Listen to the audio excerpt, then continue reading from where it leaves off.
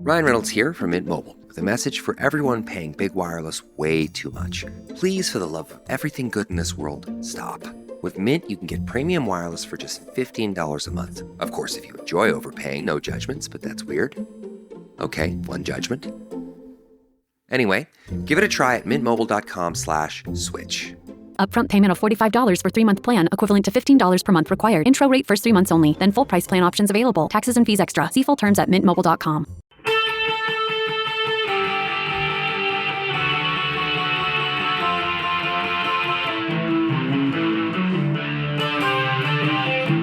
This is the Daily Blast from the New Republic, produced and presented by the DSR Network. I'm your host, Greg Sargent.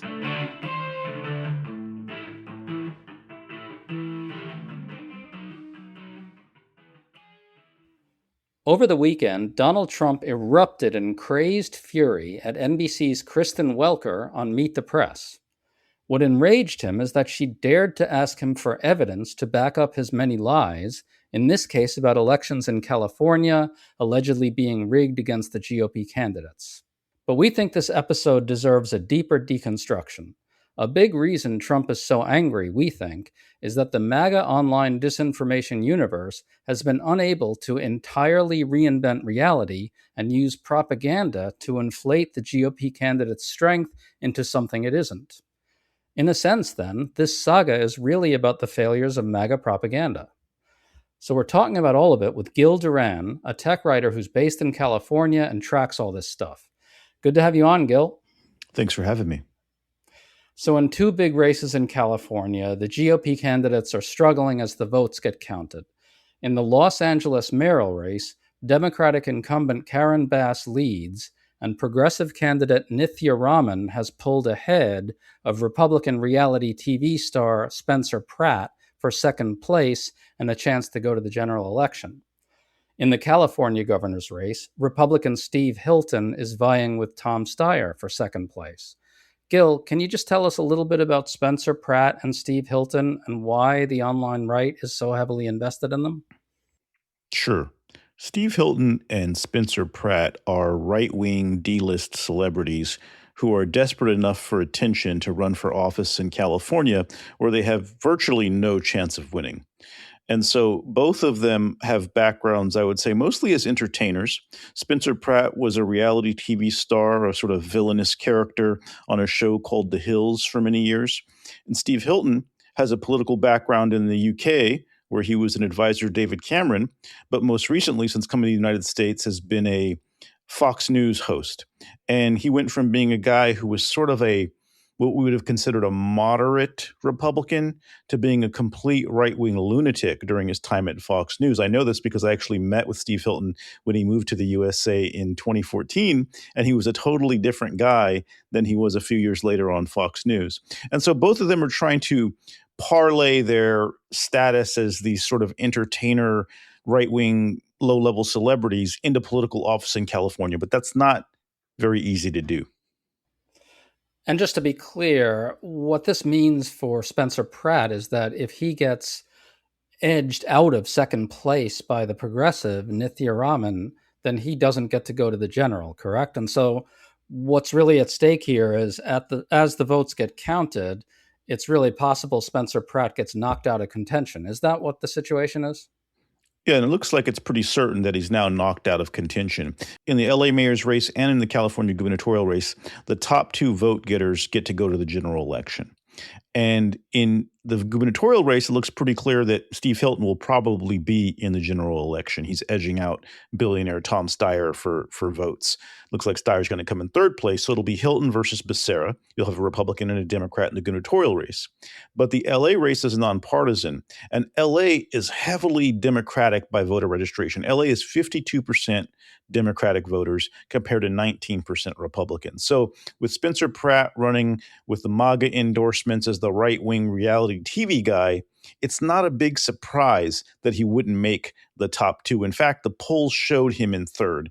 What happened, though, is that in California, the early votes tend to be the more conservative ones. And so there was this idea that maybe he would make it, and that turns out to be a false prediction or false assumption. And most people familiar with the process knew that was a likely outcome. So that's the context for Trump's blowup with NBC's Kristen Welker. Here's what happened. Trump first lied his ass off about the 2020 election being rigged. She challenged that. Then he brought up the California races and said those are also rigged. Kristen Welker challenged that as well. She said, look, your candidates, meaning the two Republicans we're discussing here, look, they're doing well, she said to Trump. And then Trump said, well, no, they're not. They're dropping fast. And Trump meant by this that they're dropping fast as the votes are getting counted. Listen to how it went south from there.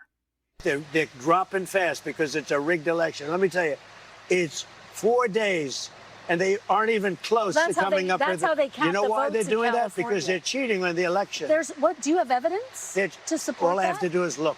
All I have to do is look. That's not evidence. And I listen to people, and let's see what happens. But, sir, that's not evidence. Do you think it's appropriate? That's how they count the votes in California. Do you think it's appropriate that they have an election and 5 days later they're nowhere close to picking a winner? State and local officials acknowledge they are slow. They're urging. No, they're crooked. They're urging the votes to be counted quickly. That's how they vote in California. They're crooked, just like you're crooked. Your press is crooked, and Meet the Press is crooked. To be fair, I'm not crooked, but let's Well, you play right into their hands. Let's continue. You're either crooked or you're stupid. So according to Trump, Welker is crooked because she won't simply accept Trump's word that the elections are rigged. Note how Welker said, what evidence is there of rigging in the California races? And Trump said, all you have to do is look. In other words, he gets to dictate what reality is, so he doesn't have to show any facts or evidence. Your reaction to all that? Well, this is typical Trump. He's been doing this for years and years. He tries to create his own version of reality and insist that other people agree with it. You know, the main enemy, the main challenge that Republicans have in California is called simple math, right? There was a very low likelihood that Spencer Pratt was going to make it out of the LA mayor's race to the general out of the primary. And Steve Hilton has a better chance of making it to the general in the gubernatorial race, but he has zero chance of winning the election because the Republican Party is only 25% of California voters, whereas Democrats have like 45%. So you don't really have a math that adds up to a Republican victory. But this is important to Trump because Trump's brand is about winning. He can't accept that his party and his politics are so unpopular in California. So in order to maintain his winning image, he creates this counter reality in which it's all because of fraud on the part of the Democrats and that he would have actually won. You know, he said actually in 2020 that he would have won the race if Jesus had been allowed to count the votes, whatever that means. But he's long been on this idea that the only reason California is a Democratic state is because of cheating. And there's zero evidence of that, but they are continuing to push this mythology because the reality is too painful to face, which is that, as Arnold Schwarzenegger said in 2007, the California Republican Party is dying at the box office. Right. I think that Trump is clearly much more angry about the Spencer Pratt situation here. I believe he's separately already said that the election is rigged against Spencer Pratt. And as you say, it looks like Spencer Pratt is less likely to get into the final round, whereas Steve Hilton really could. And so what Trump is really raging over here is that as the votes are getting counted, the candidate that Trump endorsed is not getting into the final round. The earliest returns are always the most conservative because conservatives vote on election day because they've been taught that vote by mail is evil. And so in the early returns, you always see a more conservative trend. But as the votes are counted, which, you know, in democracy, you have to count the votes, those Republican margins slim down and the Republicans often fall into a much lower place. And so what Trump is doing is exploiting this simple, very well-known mechanism. We all knew that the Republican numbers go down to create a false narrative for the MAGA audience, to continue this kind of complaint of fraud and thievery that he's so fond of. And so, you know, that's all it is. It's a very simple mechanism. You take the early returns, you claim that any deviation from those early returns is evidence of a crime of some kind. And that's pretty much it. He doesn't believe it. I don't think most Republicans believe it. This was also being pushed by, you know, Ron DeSantis and other people, other Republicans, but they know that people in their audience will believe it. And that's how they keep this flame of aggrieved Republican anger going, that everywhere they look, there's fraud. Even California is being stolen from them, and it's just completely bunk. Well, let's listen to a little bit more of Trump and Kristen Welker. It really goes off the rails after that exchange we heard earlier. Listen to this. Your elections in this country, we're like a third world country. Your elections are crooked, and you're crooked, and Meet the Press is crooked, and so is ABC and CBS and CNN. But Mr. President, you're one-sided crooked network. So let's call it quits because I've had enough. Thank you, darling. Have a good time. Gil, I'll tell you, man, fascists really hate it when you challenge their absolute right to dictate reality, don't they? Definitely. That's one of the 10 main points of fascism. It's called unreality. You create a complete opposite reality for your followers so they don't know who or what to believe. As Hannah Arendt said, the ideal subject of totalitarian rule is not the convinced Nazi or the convinced communist, but people for whom the distinction between fact and fiction no longer exists. And so that's what they're doing here. They're creating a situation where their followers are in a constant state of panic that everything is being stolen from them. And Trump really can't handle the reality. And by storming out, he assured that that claim of those false claims got a lot more attention than they would have otherwise, right? So he creates this drama around it. Now, they had been arguing before that about the weaponization of government. He was just angry that he wasn't getting his way. But they clearly sought to create the idea that that the celebrity of Spencer Pratt on social media, where he was being pushed by right-wing accounts with AI videos and tech billionaires like Sergey Brin and Joe Lonsdale, right-wing tech billionaires, funding his campaign, that he really had a chance of victory, that he was going to win. And they often do this. He's going to win no matter what, even though it doesn't really make sense to people familiar with LA politics. And so when that expectation they've built up gets upset by reality, they have to attack with a fake narrative. They can't accept that they were dumb or that they made a false promise. It has to be someone else's fault that they lost. You mentioned that Spencer Pratt is an enormous online presence and that he's pumped really, really aggressively by the online right. Let's talk a little bit about that. Renee DiResta, who's a researcher on disinformation, laid out some of this on her Substack. The basic story here is that he's just everywhere on X, Elon Musk's X anyway, and on TikTok.